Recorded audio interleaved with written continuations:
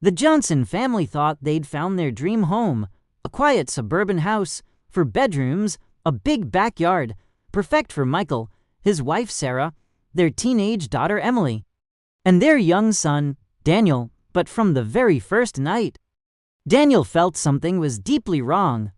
While everyone else slept peacefully, he woke to the sound of footsteps in the hallway. Slow, deliberate, moving closer to his room. He'd cautiously open the door, but there was never anything there, just the long, dark corridor stretching toward the living room. The next night, he heard whispering, his name. A cold breath brushed against his neck. He tried to tell his parents, but they just laughed it off. Old houses creak, they'd say. You'll get used to it. But Daniel knew this wasn't the house creaking.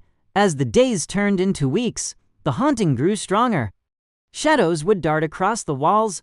Doors would open on their own. His sister, Emily, teased him, saying he was just scared of the dark.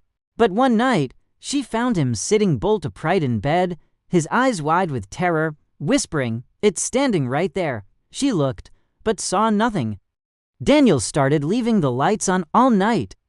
He refused to sleep alone, but it felt like the ghost wanted him isolated. Every time he tried to call for help, the whispers grew louder, drowning out his own voice. One night, he followed the sound of dragging footsteps down to the basement. The air was damp and heavy. In the far corner, he saw a tall, faceless figure, nothing more than a shadow. It pointed right at him. He screamed, but by the time his parents rushed down, the basement was empty. His dad, Michael, grew frustrated. Enough of this nonsense, he yelled, but his mom, Sarah, was starting to worry. She saw Daniel's health declining.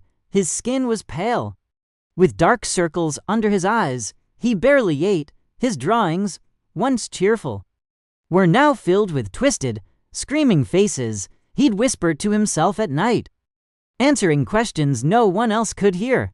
Then, Emily finally admitted she'd heard something to faint whispers coming through the walls, but only Daniel ever saw the figure. The family tried to ignore it, to pretend everything was normal. But the house wouldn't let them. Lights flickered on and off.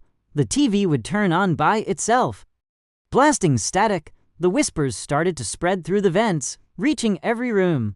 One evening, Sarah found Daniel standing in the kitchen, just staring at the refrigerator. On the frosted glass, words began to appear. "Stay with me," she screamed. But when Michael came running, the words were gone. Another night, Emily woke to the sound of scratching coming from right above her bed. She looked up and watched in horror as the ceiling paint began to peel away, forming a single word, Daniel. Slowly, the family began to fear the house itself. Every room carried a bone-deep chill. Every hallway seemed longer and darker than before. The attic door would creak open on its own, beckoning them. They were no longer just worried about a ghost. They were trapped in a house that wanted to keep their son forever. What started as a dream had become an inescapable nightmare. And the whispers were only getting louder. Thanks for watching. If you enjoyed this story, don't forget to like and subscribe for more.